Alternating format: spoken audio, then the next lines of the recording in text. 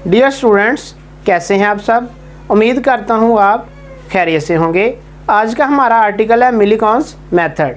मिलीकॉन्स method एक simple technique है जिसकी मदद से हम इलेक्ट्रॉन के ऊपर आसानी से चार्ज फाइंड आउट कर सकते हैं।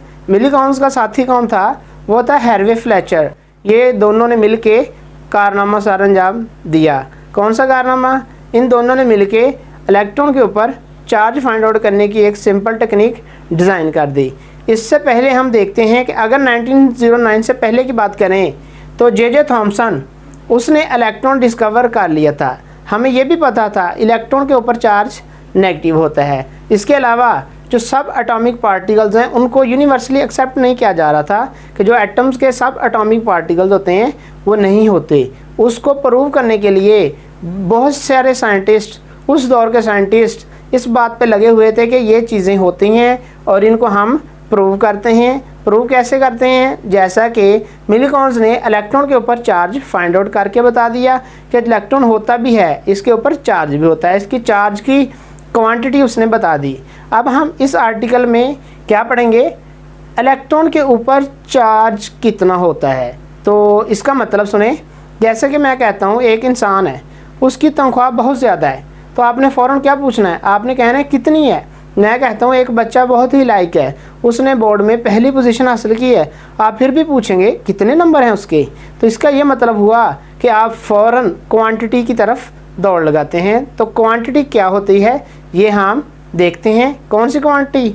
इलेक्ट्रॉन के ऊपर चार्ज की क्वांटिटी। तो आइए हम आर्टिकल स्टार्ट करते हैं।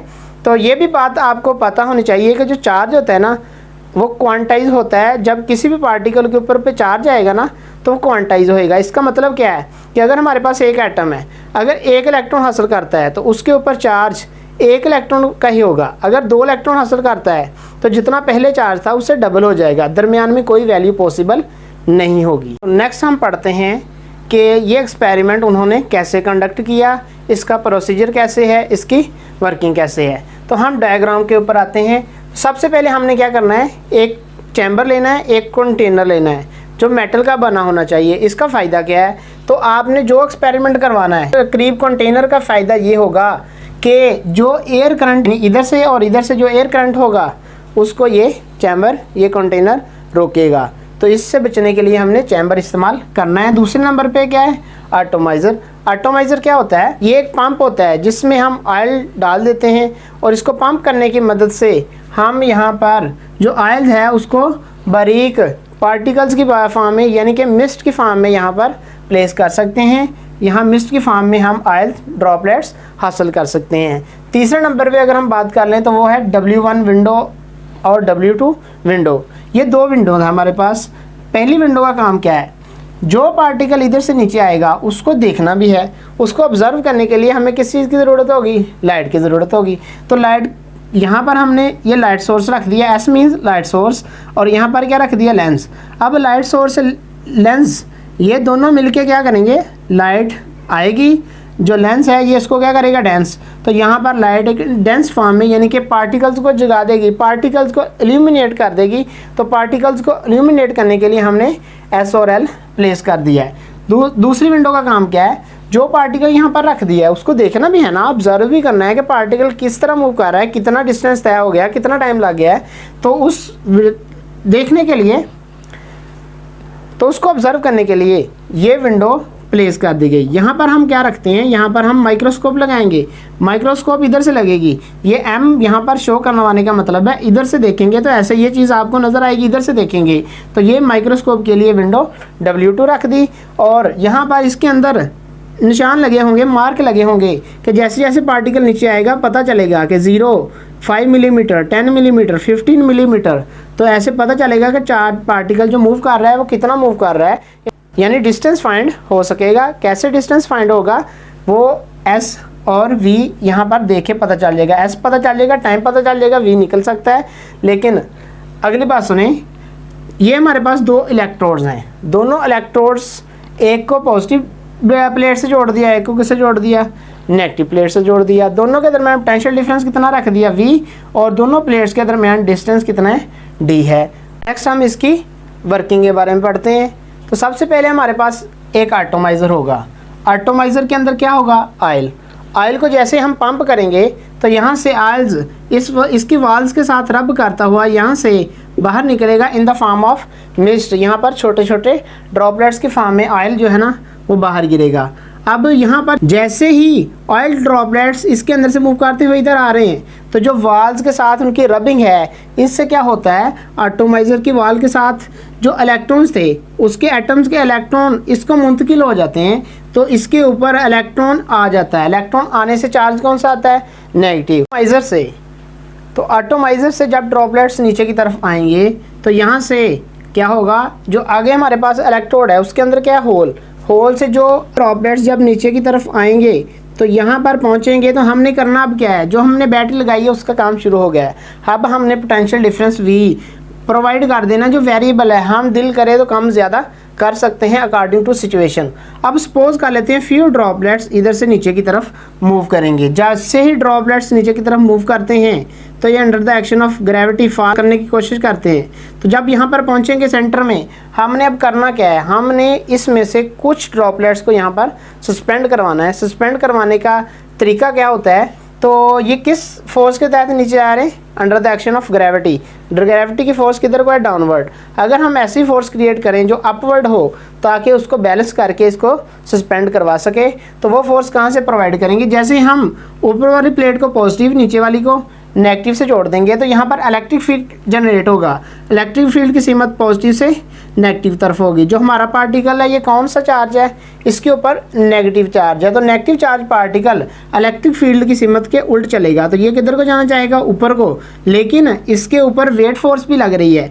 तो अब यहाँ पर एक सिचुएशन क्रिएट होगी। सपोज कर लें हम अगर माइक्रोस्कोपिक लेवल पे बात करें ना, कि यहाँ पर 3, 4, 10 ड्रॉपलेट्स हैं, उनमें से कुछ ऐसा होगा, कुछ बड़े साइज़ के होंगे, कुछ उनसे बहुत ही थोड़ा सा माइनर सा डिफरेंस होगा, उससे छोटे होंगे, कुछ उससे भी छोटे होंगे। डिफरेंस कितना होगा, माइनर सा। अब ये मैंने यहाँ पर शो करवाया है। माइक्रोस्कोपिक लेवल के ऊपर अगर हम बात करते हैं तो हमारे पास ये एक लार्ज ड्रॉपलेट्स है, ये उससे इंटरमीडिएट है, ये स्मॉल है।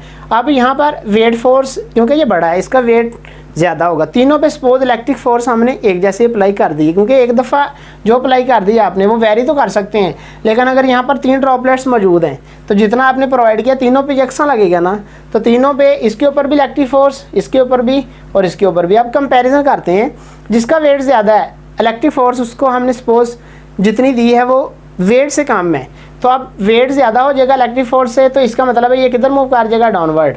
एक ऐसा भी ड्रॉपलेट्स है जो दरमियाने साइज़ का है, हमने जो यहाँ पर फिक्सिंग की है वोल्टेज की, वो इलेक्ट्रिक फोर्स जो यहाँ पर लगनी है वो इलेक्ट्रिक फोर्स उसके वेट के बराबर हो चुकी है। अगर इसके बराबर हमने प्रोवाइड कर दी है तो ये ड्रॉपलेट यहाँ पर क्या करेगा, सस्पेंड हो जाएगा। लेकिन तीसरा ड्रॉपलेट्स भी है, इसके अलावा और भी है जो इससे छोटा है, तकरीबन कितना, बहुत ही कम फ़र्क होगा।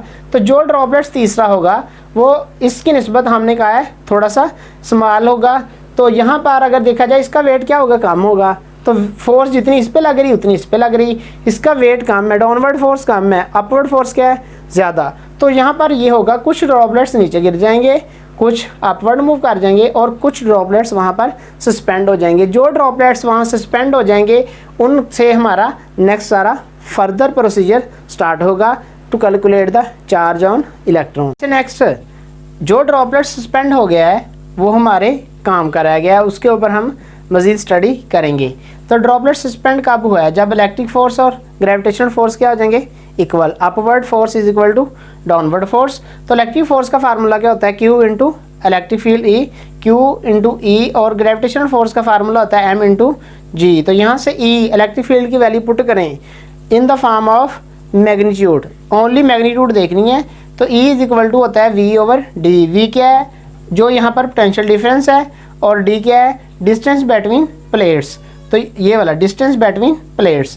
तो E is equal to V over D यहाँ पुट किया, तो यहाँ से Q बराबर आ गया हमारे पास mgd ओवर V वोल्टेज मैंने बता दिया। उसके बाद यहाँ से देखा जाए तो 4 हमारे पास mgd और V है। V हमें वोल्टेज पता है, D डिस्टेंस बिटवीन प्लेट्स पता है, G ग्रेविटेशनल एक्सेलरेशन 9.8 पता है अगर हम ज़मीन के ऊपर हैं, लेकिन मैस का हमें नहीं पता। तो मैस कैसे फाइंड आउट होगा, ये हमारा नेक्स्ट पॉइंट है, डिटर्मिनेशन ऑफ मैस मैथ्स कैसे निकालना है, तो उसके लिए सबसे पहले एक काम करना पड़ेगा कि जो आपने यहाँ पर पोटेंशियल डिफरेंस दिया हुआ है वो potential difference voltage switch off करने पड़ेंगे, पोटेंशियल डिफरेंस स्विच ऑफ कर देना है। उसके बाद क्या होगा, जैसे ही यहाँ पर इलेक्ट्रिक फील्ड ख़त्म करेंगे आप, तो ये ड्रॉपलेट्स किधर मूव करेगा, नीचे। जैसे ड्रॉपलेट नीचे मूव करेगा तो हमें पता है जब कोई भी चीज़ डाउनवर्ड मूव कर रही हो तो यहाँ पर थोड़ी बहुत जो एयर होगी उसके अंदर से जब इसने मूव करना है तो एयर की वजह से यहाँ पर ऊपर की तरफ एक ड्रैग फोर्स लगेगी। तो ड्रैग फोर्स और ये इसका वेट बहुत ही जल्दी आपस में इक्वल हो जाएंगे, क्योंकि ये इन द फॉर्म ऑफ स्फीयर है। तो हमें पता है स्फीयर के अंदर ड्रैग फोर्स और वेट फोर्स तकरीबन बहुत ही जल्दी इक्वल हो जाते हैं और यहाँ पर टर्मिनल वेलोसिटी आ जाएगी और ये टर्मिनल वेलोसिटी के साथ मूव करेगा। होगा क्या, यहाँ पर सस्पेंड है, जैसे चलना स्टार्ट करेगा तेज़ होगा, थोड़ी देर बाद इसकी टर्मिनल वेलोसिटी आ जाएगी, फिर उसी स्पीड से नीचे मूव करना शुरू हो जाएगा। और इसको हम ऑब्जर्व करेंगे, इसका डिस्टेंस वगैरह सारा नोट करना हो वो किससे करेंगे, माइक्रोस्कोप की मदद से ही। तो इसका हम मैथ्स कैसे निकालते हैं ये हम देखते हैं। तो हमने अभी बात की जब नीचे मूव करेगा तो ग्रेविटी फोर्स है, जो नीचे से अपवर्ड फोर्स लग रही है वो ड्रैग फोर्स है। जब ड्रैग फोर्स और फोर्स ऑफ ग्रेविटेशन बराबर हो जाएंगे तो ये टर्मिनल वेलोसिटी से मूव करेगा। उस सूरत हाल में कैसे हम देखते हैं ये हमारी नेक्स्ट बात है। नेक्स्ट, जब ये टर्मिनल वेलोसिटी से मूव करेगा तो हम स्टडी करते हैं क्या होगा।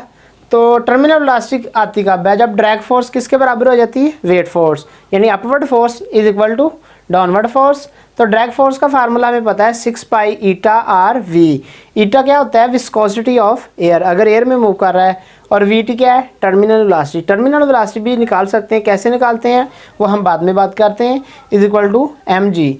तो यहाँ पर अगर देखा जाए हमने निकालना क्या है, मैस, लेकिन इस फार्मूले में वी टी जी ईटा का पता है, 6 पाई कांस्टेंट है, आर हमें निकालना पड़ेगा, तो फिर इस फार्मूले से मैथ्स निकल सकता है। तो हमने आर निकालने के लिए अब हम नेक्स्ट कैलकुलेशन करेंगे। तो डिटर्मिनेशन ऑफ रेडियस, अब हमने रेडियस निकालना है। तो हमें पता है जो ड्रॉपलेट्स है इन द फॉर्म ऑफ स्फीयर होता है। तो स्फीयर का जो मैस होता है वो हमें पता है किसके बराबर होता है, डेंसिटी वाले फार्मूले से भी निकाल सकते हैं। डेंसिटी इज इक्वल टू किसके होता है, मैस ओवर वॉल्यूम।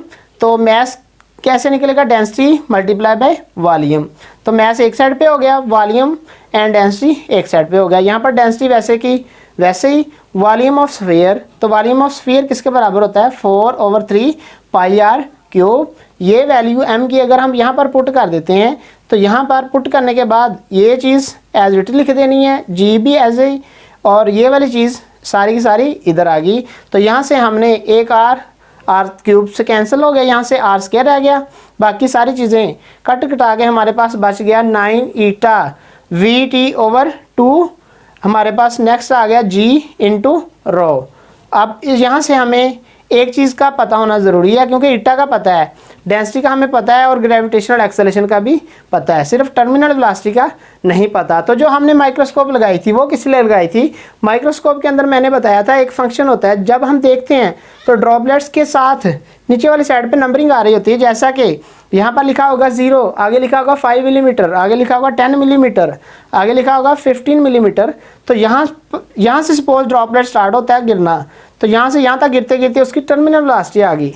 अब जिस टर्मिनल वेलोसिटी से वो मूव करेगा वो वेलोसिटी हमें निकालनी है। कैसे निकालेंगे, वेलोसिटी का फार्मूला होता है डिस्टेंस ओवर टाइम। तो हम इसको कुछ टाइम देंगे, ये मूव करेगा डाउनवर्ड, तो यहाँ से लेकर यहाँ तक सपोज ये मूव कर गया, स्टॉप वाइज इसका टाइम नोट करेंगे और यहाँ से देखते हुए इसका डिस्टेंस नोट करेंगे और डिस्टेंस ओवर टाइम को डिवाइड करेंगे। यहाँ पर क्या आ जाएगी, टर्मिनल वेलोसिटी। तो यहाँ पर टर्मिनल वेलोसिटी फाइंड आउट हो जाएगी।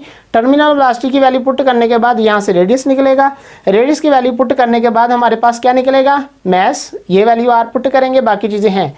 तो मैस अगर हमारे पास आ जाए तो मैस यहाँ पुट करेंगे, क्या निकलेगा, क्यू निकल आया। तो ये हमारा आर्टिकल था, चार्ज ऑन इलेक्ट्रॉन। लेकिन ये बात काबिल गौर है कि हमने देखा कि अगर हमारे पास 3 पार्टिकल्स नीचे आ रहे हैं, यानी कि ड्रॉपलेट्स हमारे पास 4 हैं, 3 है, 5 हैं, तो हमने देखा पहली दफ़ा अगर हमने उसका चार्ज निकाला वो निकल आया 1.6 मल्टीप्लाई बाय 10⁻⁻19 कूलम। दूसरे का चार्ज देखा तो वो इसी नंबर का मल्टीपल में आया, तीसरे पे देखा तो वो इसी नंबर का मल्टीपल में आया। तो इससे हमें ये साबित हुआ कि ये 1.6 मल्टीप्लाई बाय 10⁻⁻19 कूलम ये एक फंडामेंटल क्वांटिटी है। ये अगर एक इलेक्ट्रॉन आया तो ये है, अगर 2 आए तो इसका डबल हो गया, 3 आए इलेक्ट्रॉन तो इसका ट्रिपल हो गया है। तो इसका मतलब ये हुआ कि बेसिक चीज़ तो दरमियान में जो इलेक्ट्रॉन चार्ज है, जो चार्ज है इलेक्ट्रॉन के ऊपर, वो इतना ही है। इसको हमने ई से शो कर दिया, ये होता नेगेटिव है और इसकी वैल्यू क्या होती है, सिर्फ मैग्नीट्यूड देखी जाए 1.6 मल्टीप्लाई बाय 10 की पावर -19 कूलम। और यहाँ से अगर आपको ये बात समझ ना आई हो तो मैं आपको समझा देता हूँ। हमारे पास ना एक बॉक्स है, उस बॉक्स में नोट हैं। हम ये कहते हैं कि मैं नोट निकाल के आपको देता हूँ, आपने ये बताना है कि इसके अंदर नोट कौन से हैं। मतलब ये कि इसके अंदर नोट 10 वाले हैं, 20 वाले हैं, 30 वाले हैं, लेकिन शर्त ये है कि इसके अंदर नोट सारे सेम होंगे। अगर 10 वाले हैं तो 10 वाले होंगे, 20 वाले हैं तो 20 वाले होंगे। अगर मैं एक बच्चे को देता हूँ 10 रुपये, एक को देता हूँ 30 रुपये, एक को देता हूँ 40 रुपये, एक को देता हूँ 70 रुपये, तो इससे आप अंदाज़ा कैसे लगाएंगे कि कौन सा फंडामेंटल नोट है, यानी कौन से नोट एक दूसरे के साथ मिला के दे रहे हैं तो वो नोट बन रहे 70 बन रहे हैं, 60 बन रहे हैं। तो इसका मतलब यही होगा कि इनको यहाँ से कंपैरिजन करते हुए देखते हुए हम डिसाइड करेंगे कि ये नोट 10 वाला होगा। ऐसे यहाँ पर है कि अगर एक पे चार्ज आया 1.6 मल्टीप्लाई बाय 10 की पावर -19 कूलम, दूसरे पे चार्ज आया 3 मल्टीप्लाई बाय 10 की पावर -19 कूलम, चौथे पे आ गया 4 मल्टीप्लाई बाय 1.6 मल्टीप्लाई बाय 10 की पावर -19 कूलम। तो यहाँ से डिसाइड क्या हुआ कि अगर एक आया था तो पहला है, दो आ जाए तो इससे डबल, 3 आ गए तो इससे ट्रिपल। तो फंडामेंटल यानी चार्ज ऑन इलेक्ट्रॉन होता है 1.6 मल्टीप्लाई बाय 10 की पावर -19 कूलम, और ये चार्ज नेगेटिव में होता है। Good bye, thank you.